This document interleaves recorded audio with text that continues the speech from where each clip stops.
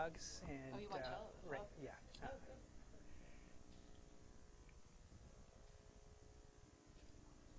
Great. Well, welcome again to another week of transportation modeling for non-modelers. I'm Kelly Clifton, your host.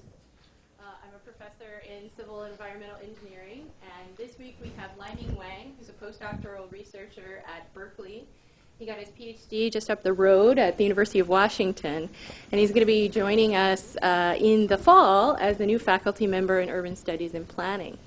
So I've asked him to talk about land use models today, and again, continuing on the thread, the progression where we've started out talking about what is a model, then some introduction to transportation and activity-based models.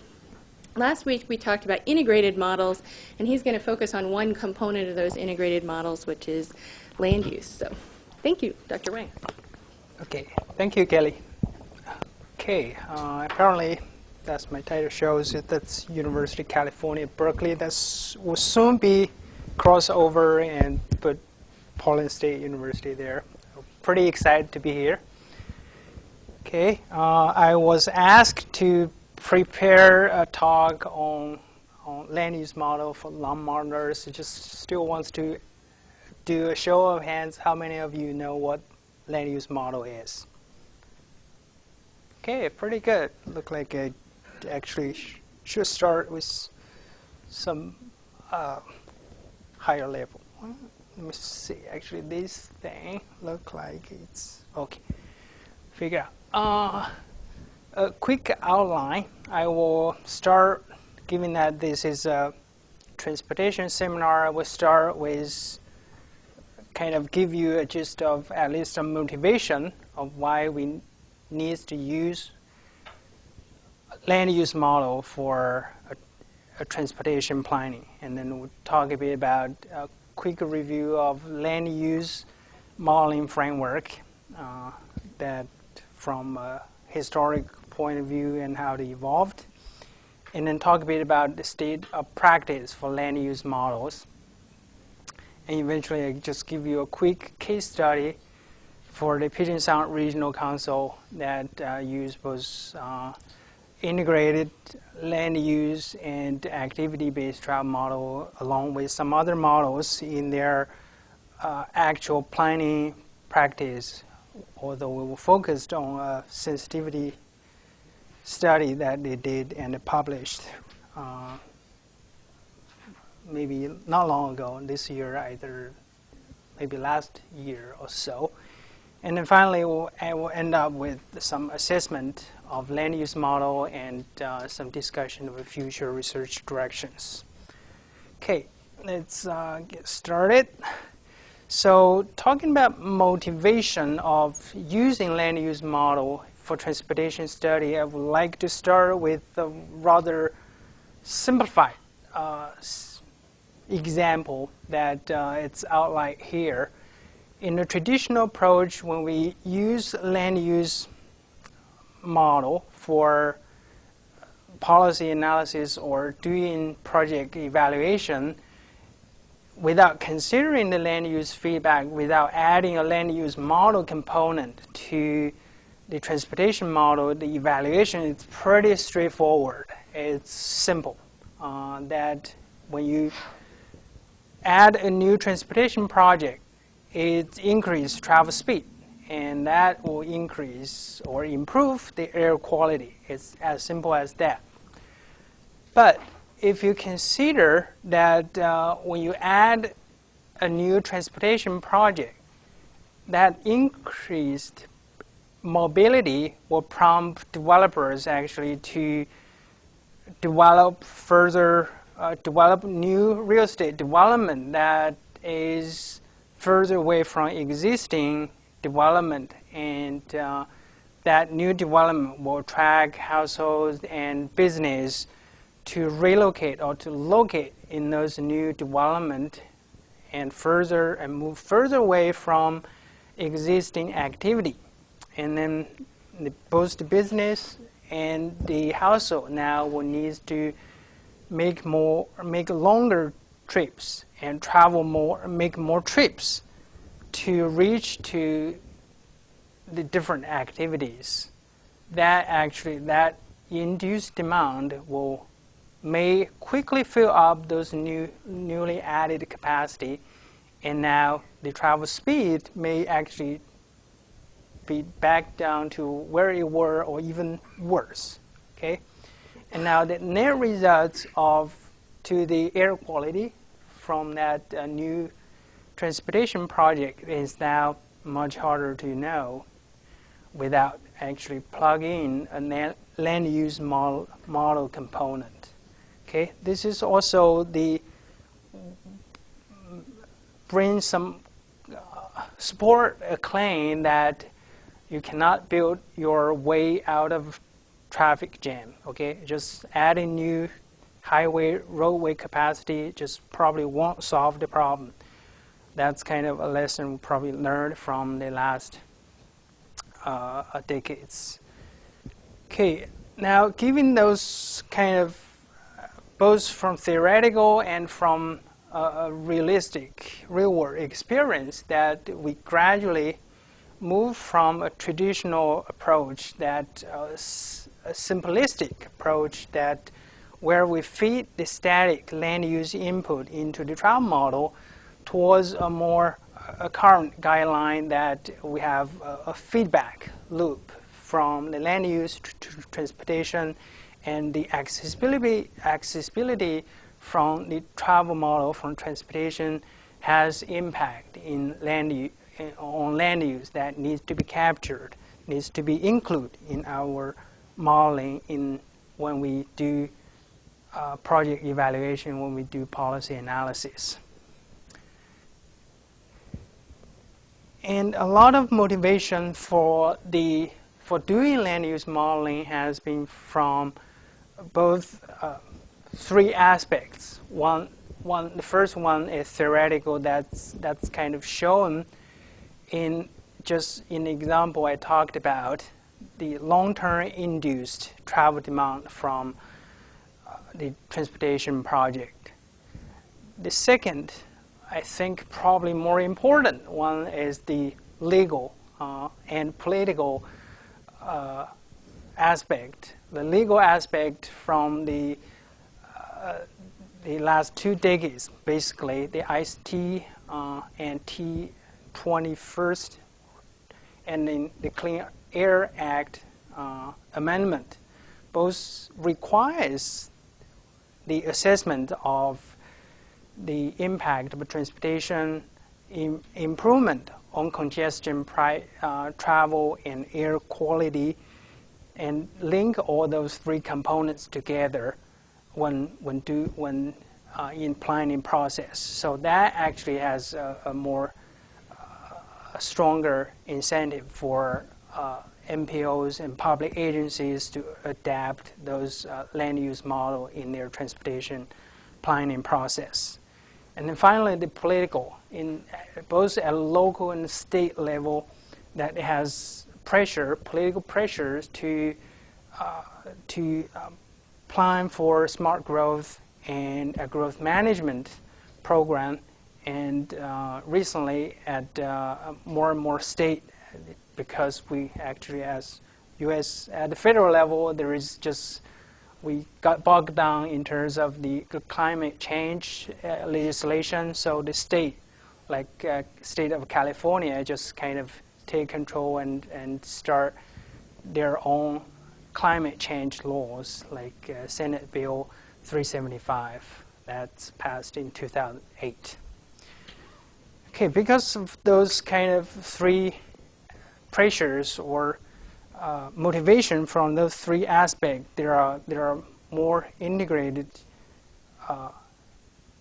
effort to do those modeling for policy analysis in both. And in terms of the modeling requirement or need for doing land use modeling before and after 1990, there is kind of a shift, as kind of we see in the traditional approach. Before 1990, it pretty much just one way impact, that we just need to predict the travel demand impact of land use and then use one single baseline and use that as input to the travel demand model, and don't need to worry about how land use, how transportation actually feedback to land use. And then post 1990, after IST and C Clean Air Act amendment, the requirement, the need for doing land use modeling become much more detailed and more diverse. Not only needs to support the travel demand effect of land use, also instead of just one single baseline, now it needs to prepare alternative analysis, see how different land use regulation combination and transportation combination will have different impact in both the land use side and transportation side. And some other, like evaluating transportation land use effect of transportation project. That's the feedback from transportation to land use. And then travel demand management, like pricing, land use regulation, growth management strategy, improve environmental planning, even affordable housing strategy, or all those, and regional visioning and interaction between policies in the real estate market. All those needs to be, or at least we wish that the land use model will help us address or answer, look at some of those policy alternatives. An example is for the requirement or needs of doing land use modeling in the integrated framework is the California case. I mentioned a bit, Senate Bill 375 of California, that the mandate a portion of the greenhouse gas emission reduction target to come from a combination of land use and transportation strategy. Or what impact, or how do we assess how far each of those scenarios come up from reaching the goal that out in 2020, 2030, or up to 2050, how much impact a different scenario will have. That require actually to have some extensive modeling effort, both from the transportation side and on the land use side, because now the strategy is a combination of both. We need to model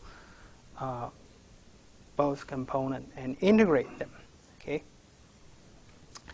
And then given those requirements of, or the need for doing land use modeling, especially integrated land use modeling, it's probably worthwhile to see what technique and what modeling framework we have to do modeling, to do land use modeling. This is kind of a diagram. It's probably, I'm not sure whether you can read it from the back of the room. It's the horizontal, it's just evolution of time from the 1960s, actually early 1960s, probably late 1950s, the early land use model that's started mostly as what we now call aggregate model or gravity type of model that essentially borrows or resembles the physical law of attraction between two objects of some mass, and borrow that idea to modeling the interaction between two different geographies, zones, regions, and how the commuting of people and the jobs are kind of attracting them between those two regions. And then we have input-output model framework that's essentially trying to use the idea that if we can account for what's the input, or how when we add some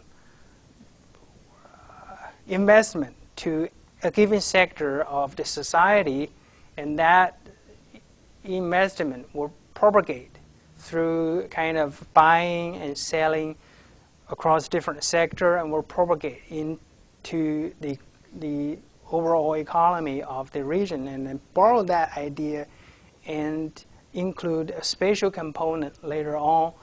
That's the kind of the idea of the midplan and trainers model that has been rather widely used outside the US. And then there is another more like from the economy, urban economics theory, the Alonso, Mills, and Muth bit rent theory, that built upon the idea that actually the price of a land is determined by how much the user are willing to pay, and the bidder, the highest bidder, actually will be able to determine the use of that piece of land. From that idea, there is kind of a large branch of models that build upon those theories from Musa and other models. Kind of similar, but it's also from economics, but more from econometrics branch. Start by kind of the idea by McFarlane and a large range of co-authors, that idea of discrete choice model, where you can model the utility or unobserved utility that's from economic theory through a microeconometric framework. That idea catches on and influence a large range of land use model as well. Pretty much, I think the operational or a more disaggregate model nowadays more or less influenced by the discrete choice model framework. Okay, and then last modeling or a general modeling framework is the micro simulation. The idea slightly different from the gravity model and input-output model is that the micro simulation framework trying to model the individual agent. They're trying to do a micro simulation to see our society is made up. Pretty much the idea is our society is made up by people and jobs or business, and then we have government, we have developers. How they interact, how they make decisions that will produce the outcome that we observed, and the idea is trying to model the behavior of the individual agent doing microsimulation through microsimulation. And then the Urbanson model and there are other models that I'm not listed here. It's definitely not a complete list here that use those microsimulation framework. It has some advantage and disadvantage that we'll probably talk a bit about in the process. I discuss the comparisons or pros and cons of different models. And then another technique that have a huge impact in terms of land use modeling is the GIS technology, Geography Information System, that allow you to do queries, to do overlays of different geography coverage, geometric coverage, and then use those information to do modeling, both the regulation coverage and spatial and environmental and spatial coverage. Will be able to use those information to do models, or in a lot of cases, it can be a rather simplified model. What we right here as rule-based planning tools. That has its advantage that it's pretty quick. You probably don't need a lot of input that's required, for example, from the micro simulation model. You can have some more interactive tools that will be able to generate outcomes pretty quickly. So those are pretty much the evolution of those kind of modeling framework. There are some other. Most of the model nowadays probably have crossed those modeling frameworks, the borrow technique from a different modeling framework and hybrid them. Okay, so it's. Okay, sorry. Good. Trying to do that. So those are kind of just still has the dichotomy, or more or less the dichotomy here is that the earlier land use models is more increased or has a lot more likely to use aggregate geography and use aggregate agent, both the household and business. Instead of modeling individual household and business, they actually trying to use a classification of aggregate some type of household, either from income, race, or maybe some other classification that model them as a group. The same group probably have behave the same way. And then the more likely to use equilibrium framework, where you're trying to solve for some unique equilibrium that where the land use is pretty much transferred from one state to the other, and there is how long it takes from one state to the other, it's probably not explicitly modeled. Either it's 5 year, either it's 1 year, 5 year, or 30 year. It makes no difference to the model, which actually, as you probably can feel, it's probably not quite realistic. And they also require a lot of manual calibration. Instead of use the data we observe to recover the coefficients through a statistic models, they in a lot of cases required to manually adjust those factors to reach certain targets. Okay, and then we have I just mentioned a bit. Probably didn't mention the Drummond model is kind of a gravity-based or a spatial interaction model that model the interaction between different geographies, and a spatial input-output model like trainers and me-plan. And I probably won't be able to do justice talking individual models, so what I decided to do is to give you some comparisons between different quick comparisons between a few of those what we call operational land use models. Means that some public agencies are actually using them in their daily requirement for planning, both land use and transportation planning.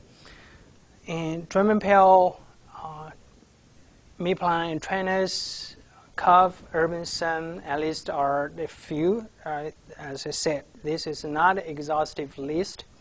There are other out there because there are have gaining quite a bit of following. But this have at least give you some representation of a different variety of models from different modeling framework. Okay, we have a different model structure and how the different agents or different aspects of the urban process are modeled, like household location and household location choice and employment location choice and real estate development, how they are modeled, whether they're modeled and how they're modeled are differently. As you can see that those Drummond-Pell and me-plan are aggregate model, while the CUV California Urban Future model more or less based on a GIS technique. Is some of those processes not explicitly modeled. curve is more specifically modeling the real estate development supply side instead of kind of omitting the demand side of the real estate market. Okay, and now different measures of real estate are whether real estate price is included, and also another rather important distinguish is what's the geographic basis for different models. That's where we call whether it's aggregate geography, like a census tract, or even a user defined zone, or grid cell. In this case, I probably, this is a rather earlier version of this. UrbanSim now actually support 3 different geographies: grid cells, zones, and parcels. And then the temporal basis, whether it's equilibrium condition or it's kind of a dynamic, taking a certain time step. Either, in most cases, it will be annual step. Okay. The first 2 models, it's more or less an equilibrium step, and the last 2 are dynamic. Okay, whether the support interaction with trial models, okay, most of the models do, and whether support a modular model frame structure so that you can add on some additional modules if you need to add more sensitivity to the model system for aspect that we want to model. And software access, UrbanSim stand out a bit here. At least it's open sourced. I think that's it. There is more or less a trend here. I hope we'll have a larger following in that more and more people actually will share their source code online, or at least allow the user to access their source code so that they can customize the model system to their need, and be able to actually, for one, examine whether there are the model system is actually doing what it's supposed to do. Okay. After this, I will pretty much following or use UrbanSim as example to walk you through how we, as a model system, how we map the real world or the land use into models. What data inputs are required of a system, a land use system like UrbanSim. Of course, different model system will have different model components, different data input. I'll give you some pointer that you can actually, if you're interested, you can look up a different model, different type of models and what their data requirement is, and model structure, strength, and weakness. Okay. So for UrbanSim, the conceptual model, it's pretty much laid out here. We have different agents, trying to model the individual agents. That's kind of from the micro simulation framework. We model household and business, government. Government more or less like exogenous. We make assumptions of how government will behave, whether they will keep their urban growth boundary intact, or will change it at a certain time period, or whether they will change the zoning, or they will build some highway or invest on transportation infrastructure, or impose some pricing. Those, it's hard to predict. It's hard to model how and when the government will act. So it make it much easier to use them as a scenario input. And then we'll model developers, real estate developers. Okay, those we circle out, those are not, at least right now, it's not part of the UrbanSim. Those are modeled through external models. We have trial model that take care of the short-term travel decisions, and have a macroeconomic model that models the economic structure and other services or inter-region trade component that's handled by another external model. I'll give you some examples later on how other models are integrated with UrbanSim or talk to UrbanSim. And the data input, as I mentioned a bit, that we have now 3 different versions that requires probably have different data input. But for this case, I use the parcel version as example that we will use parcels and buildings that pretty much the finest grain you can, finest resolution you can go in terms of modeling land use. And we have household, persons, and jobs. Okay, that's pretty much at every individual person and job record. Okay, those numbers listed here are from the Puget Sound region. I will use the Puget Sound region as example for our more or less case study here. Okay, the model components, each of those you see the different agents or different conceptual model structure or translate to a group of models. Okay, household location choice model and the employment location choice model essentially model the longer or intermediate or longer term choices of household and business, while the workplace choice model pretty much model the labor market, and developer is modeled by land development models. Those are what we call a modular structure. You can depends on your need or whether you care about some sensitivity or whether you have the data to do such modeling, you can actually include or exclude some of those model components from the model system.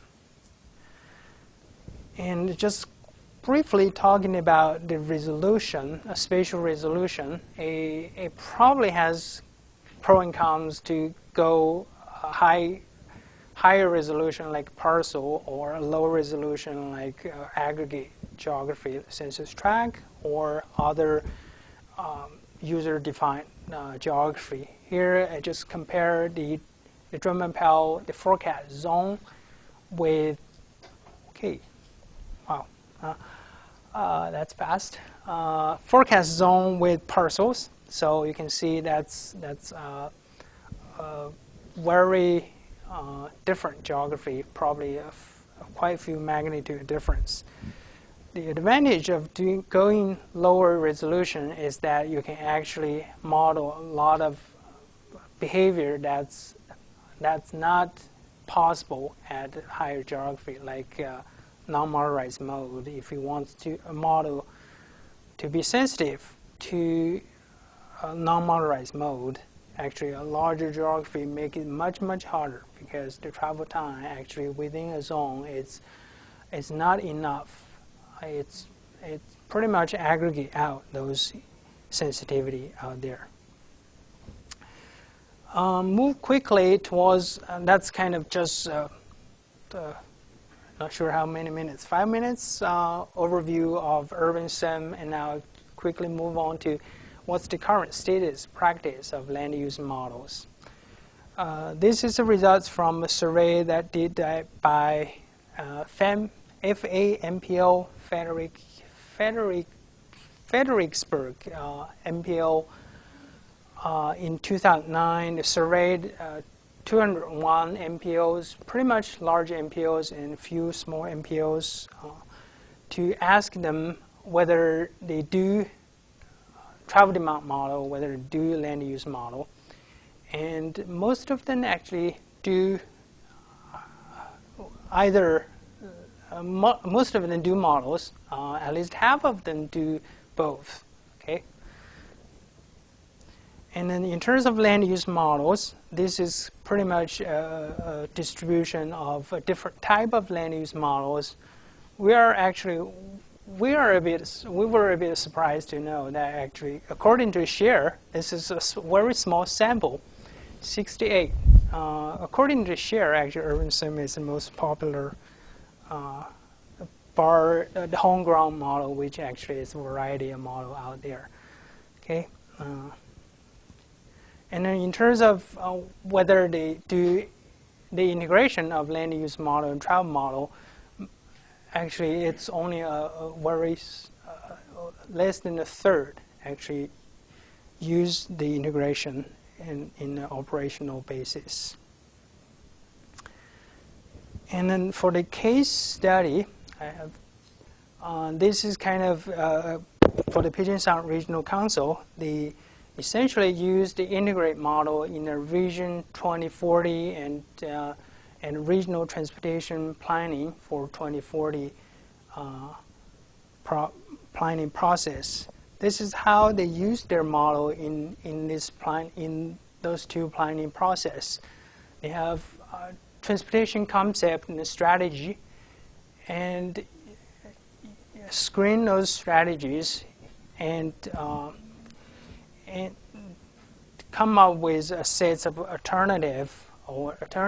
scenario alternative, and feed those scenario alternative into the models, including urban sim, and see whether those scenarios are consistent with their regional goal. If it is, then just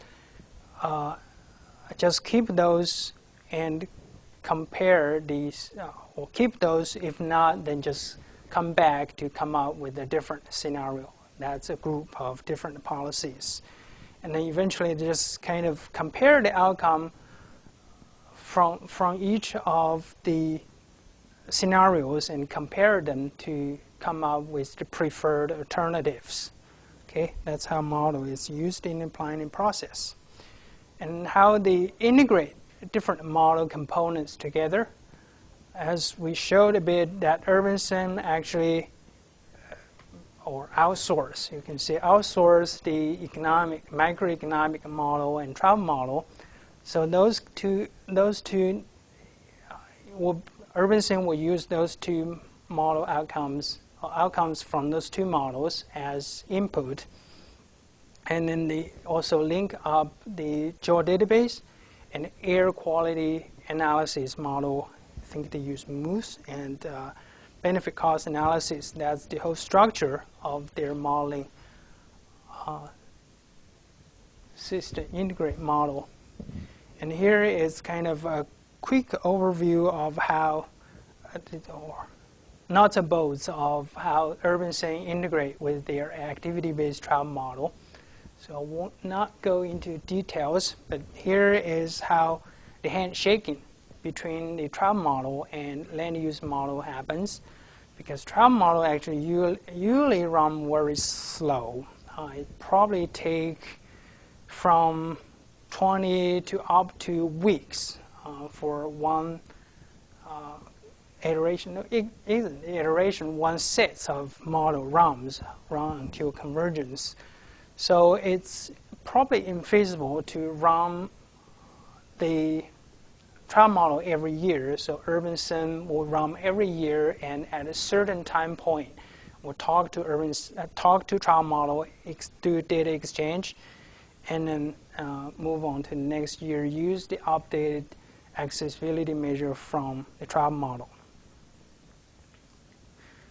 And here is a quick example of how integrate model are used to do a policy analysis. Here is kind of three. Actually, they have pretty 4 or 5 scenarios to compare. Here is 3 scenario alternative that they did for the sensitivity test. In the case which means it's probably not a realistic scenario, but kind of to push it to the extreme to see whether the model actually is sensitive to those policies of transportation project. First is the parking charge scenario, where the increase impose some parking charge at a certain region, and the second is expanded light rail transit project across the region, the Puget Sound region, Seattle metropolitan area. And then third is expand roadway capacity at certain highway segments. And then here is the outcome from the integrate model, as you will see, up to 2040. I think this is a result from 2040 that compares the different scenario to the baseline on a different metrics on both number of trips, VMT, and aggregate average daily speed and trip length metric.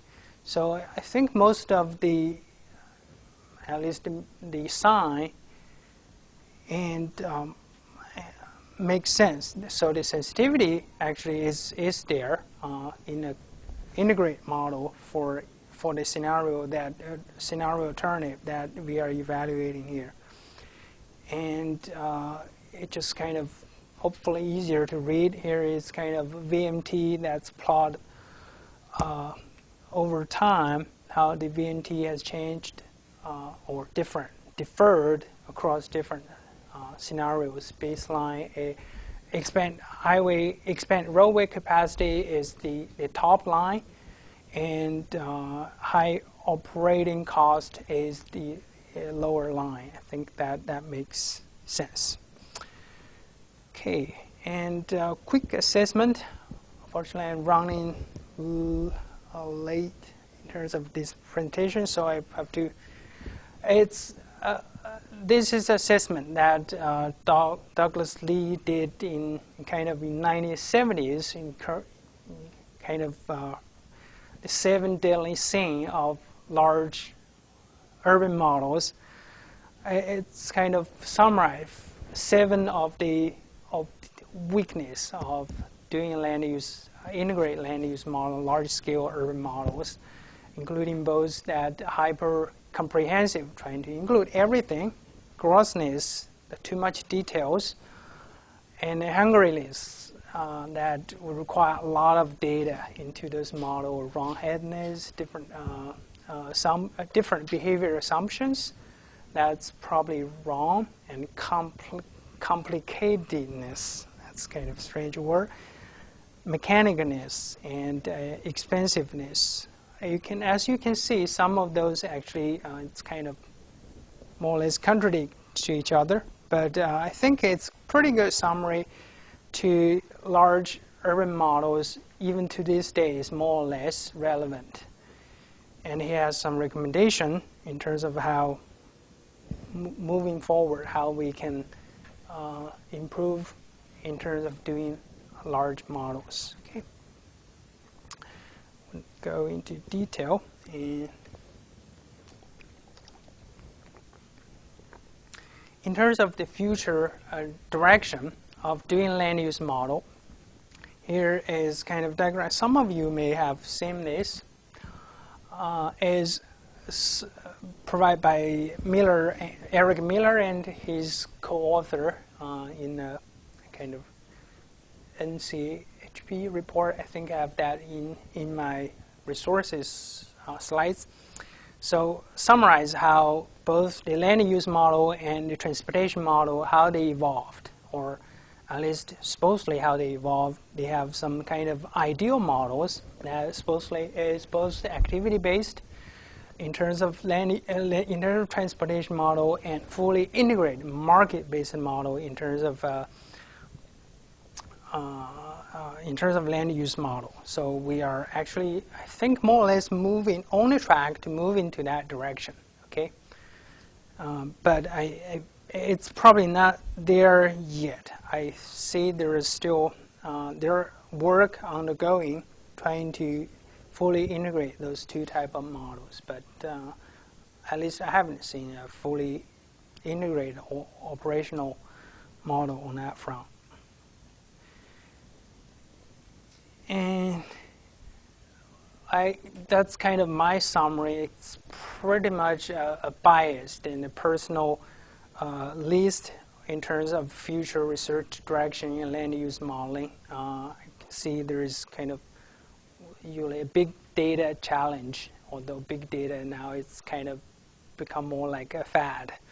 Too many people are actually talking about it, but it actually makes a bit sense that we are now have pretty much the capacity to catch up, to process the data that's handled or given to the modelers are become more and more overwhelming. How you can kind of make sense or utilize those data of different data quality, different data format, and come from different data sources, and how you can pretty much utilize all those data, use either data fusion and statistic and computer science technique to impute this data and use those data in your modeling. That's both a challenge and an opportunity, as I can see. And behavior model shows for each of the individual component how you can improve the behavior model, and then third is how the tight integration of land use model and transportation model. We have kind of more or less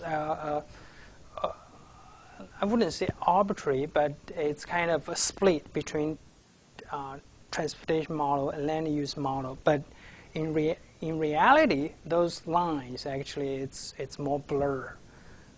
Actually, people's mode choice actually related to their location. Mode choice depends on their daily activity, but that actually depends on where people live, or actually has feedback for both directions. And visualization technique, how we can use more intuitive technique to represent or present our modeling outcomes to the public. And then finally, how to integrate the scenario creation modeling and public engagement process.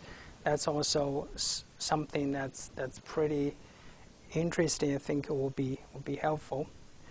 And lastly, just kind of some quick links. I think probably some of you at least know the TIMA webinar on land use forecasting that Paul did probably over the last year or so. It's pretty good resources if you're interested in learning more about land use model. Also, I included reviews of land use models if you're interested in knowing a bit more of the models. I just kind of only have time to briefly mention. Okay, that's pretty much it. Thank you. Great. Thank you, Dr. Wang. So now is your opportunity to ask some questions. I'm just going to remind you, please use your mic so that the people online can hear. So I'll let you answer your own question. Okay. I will start from here. Okay. You talked a little bit about Urban Sim being open source. Do you think that as more municipalities adopt like the open source and start adding onto it, that there will be an opportunity to bring the cost of integrated modeling down to a point where it's more accessible to like smaller municipalities or other people?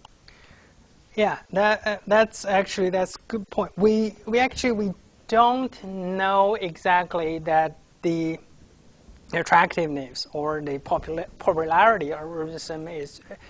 I believe it's definitely a factor that is open source.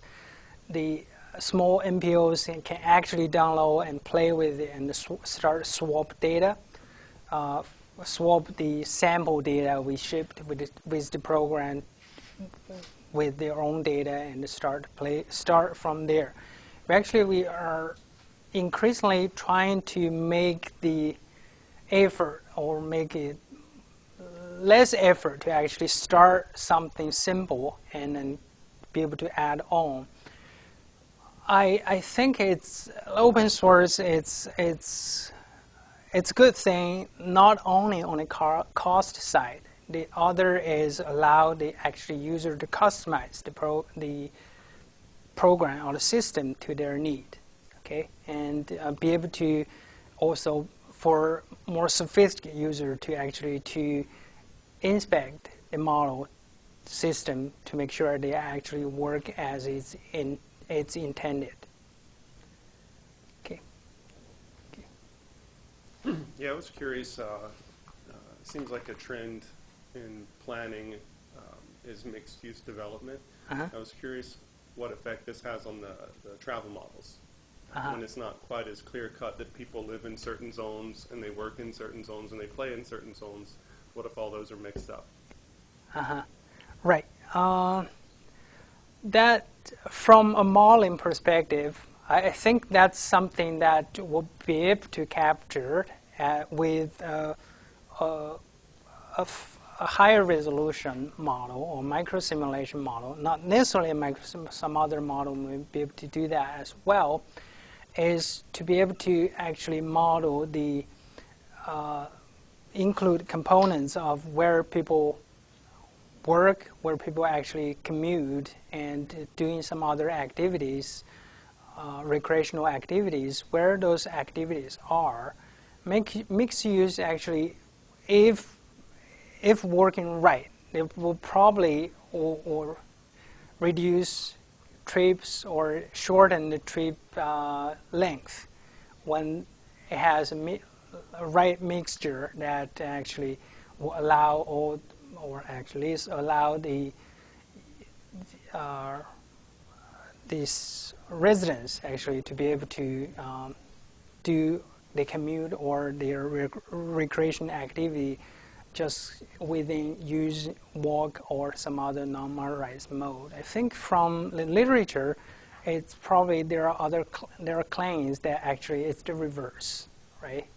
That the mixed use actually it's people actually needs to commute more often because the forgot what's the logic right there, but the actually from a local scale, you still need to do a lot of trips out of where you live for work and for other needs on a daily basis. So that's something that I think model probably will help answering some of those questions when we push to a magnitude that or to a tipping point where actually we'll see some change in terms of the behavior of the residents or commuting patterns. Okay.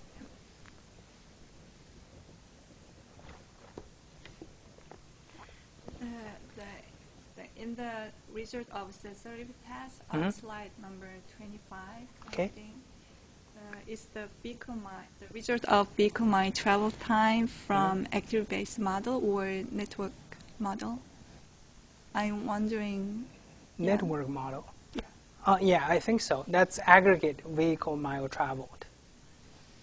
That is from active-based demand model or the network side model? That's good question. I believe it's from a demand side. That's aggregate number of trips and person. It's from a four-step travel demand model. Okay. I think the PSRC is still in the deployment stage of adopting their activity-based model. I believe that exercise, that sensitivity testing, is based on their current four-step model.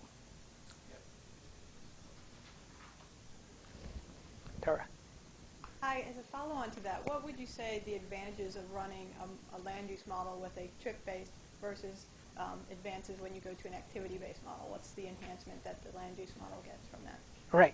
Right. That's a good question.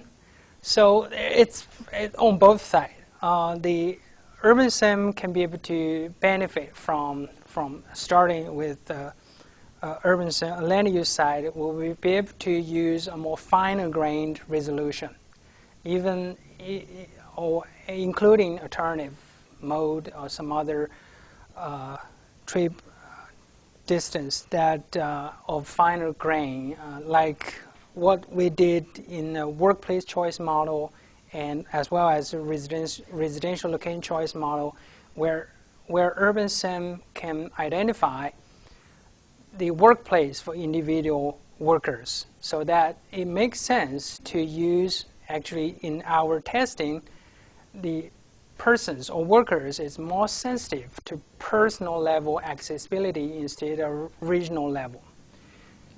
Okay, and with a four-step model, you can only aggregate those accessibilities at the zonal level, either from the original zone to the destination zone. Okay, you cannot distinguish whether it's that individual person trips from their housing location to their destination location. That, at least that's one benefit from feeding a more fine-grained activity-based accessibility. Accessibility come from accessibility travel model to urban sim. On the other side, a micro-simulation model like urban sim actually will be able to provide a lot more information to an accessibility model than a four-step model can utilize. Okay, the activity a four-step model can only utilize information like the zonal level households, probably by some income category, income grouping, or employment of a certain sector or sector group. It can only utilize those information. Actually, we throw away a lot of more fine-grained information in the process when we interact with a four-step model. For activity-based model, we have opportunity to just pass the persons table where each person know where it is, where it goes to work, where the workplace is, and from the residence location and workplace location, you can actually use that information in the activity-based model. Okay. And also, like car availability, that's probably, in most cases, it's already included in the accessibility model. But Great. Well, I think we're out of time for this week, so let's thank Dr. Wang again for a great discussion. If you're registered for the class, please turn in your question to me, even if you asked it in class. And next week, I believe we have a talk on uncertainty and risk in these models. So we'll see you then. Thank you so much. thank you.